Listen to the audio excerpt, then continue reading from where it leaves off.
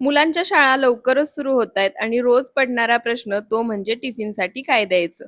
म्हणूनच आपण आपल्या अकाउंटवरती टिफिन सिरीज चालू केली आहे. त्यातला एपिसोड हा दुसरा. आपण यामध्ये भाजी पोळी सोबतच दुसरेही वेगवेगळे आणि पौष्टिक पदार्थ मुलांना टिफिनला देता येतील असे बनवणार आहोत. त्यासाठी आत्ताच चॅनलला सबस्क्राईब करून ठेवा. सर्वात आधी गॅसवर पॅन गरम करायला ठेवला आहे. पॅन गरम झाला की यामध्ये 2 मोठे चमचे तेल घालायचं. तेल गरम झालं की इथे मी 250 ग्रॅम गवारी स्वच्छ साफ करून एक 2 वेळा स्वच्छ पाण्याने धुवून घेतलीये. ती गवारी घालायची आणि हलकेसे डाग पडेपर्यंत खमंग खरपूस अशी ही गवारी आपल्याला भाजून घ्यायची आहे. गवारी भाजून घेताना गॅसचा फ्लेम मीडियम टू लोच ठेवायचा आणि या पद्धतीने ही गवारी भाजून घ्यायची. तर इथे पहा, हलकेसे डाग पडेपर्यंत ही गवारी मी छान खमंग अशी भाजून घेतलीये. आता काय करायचं, असं मी व्हिडिओमध्ये दाखवले त्या पद्धतीने ही गवारी पॅनमध्ये पसरवून घ्यायची. तुम्हाला जर हवं असेल तर ही गवारी पॅनमधून काढून सुद्धा घेऊ शकता, पण तशी काहीही गरज नाही. त्यानंतर आणखी 1 चमचा तेल घालायचं. तेल गरम झालं की अर्धा चमचा जिरे, अर्धा चमचा कांदा लसूण मसाला किंवा तुमच्याजवळ जो साठवणीतला मसाला असेल तो घालू शकता.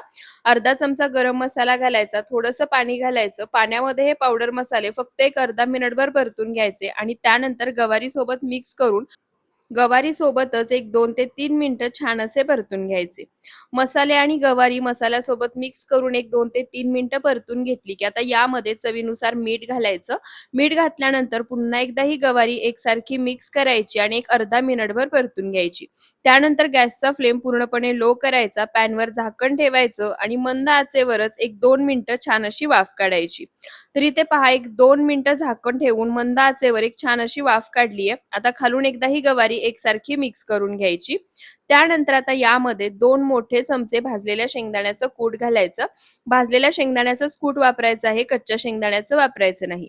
भाजलेल्या शेंगदाण्याचं कूट घातल्यानंतर गवारीसोबत मिक्स करून एक 2 मिनिटं छान असं पुन्हा परतून घ्यायचं. गॅसचा फ्लेम पूर्णपणे लोच ठेवायचा आहे. त्यानंतर आता यामध्ये एक 4 ते 5 चमचे पाण्याचा शिपका मारायचा आणि पुन्हा गॅसचा फ्लेम लोच ठेवायचा आणि झाकण ठेवून ही गवारी शिजवून घ्यायची. गवारी शिजवून घेत असताना जास्त पाण्याचा वापर करायचा नाही. मिठामुळे आणि गवारीला स्वतःचं असं सुद्धा पाणी सुटतं, त्यामध्येच गवारी छान शिजते. फक्त अधूनमधून झाकण काढायचं आणि अशा पद्धतीने गवारी खालून एकदा एकसारखी मिक्स करून घ्यायची. झाकण ठेवायचं आणि पुन्हा शिजवून घ्यायची. तर इथे पहा अधूनमधून झाकण काढून खालून एकसारखी हलवून ही गवारी मी मस्त अशी शिजवून घेतलीये. तुम्ही गवारीचा रंग पाहू शकता आणि भाजी चवीला इतकी भन्नाट होते आणि बनवायला तुम्ही पाहिलत ना सोपी आहे आणि झटपट बनून तयार होते. आता ही गवारी मस्त अशी आपण टिफिनसाठी सर्व्ह करायची. चपाती सोबत अप्रतिम लागते. तेव्हा मुलांच्या टिफिनसाठी काय बनवायचं हा प्रश्न जर तुम्हाला पडत असेल तर एकदा या पद्धतीने ही सुकी गवारीची भाजी नक्की बनवून पहा. तुमची मुलं जर तिखट खात नसतील तर लाल तिखटाचं प्रमाण कमी वापरा. आणि पुढची टिफिन रेसिपी तुम्हाला कोणती पाहायची आहे ते कमेंटमध्ये सांगायला विसरू नका. पुन्हा भेटूयात अशाच साध्या सोप्या नवनवीन रेसिपी व्हिडिओ सोबत. धन्यवाद.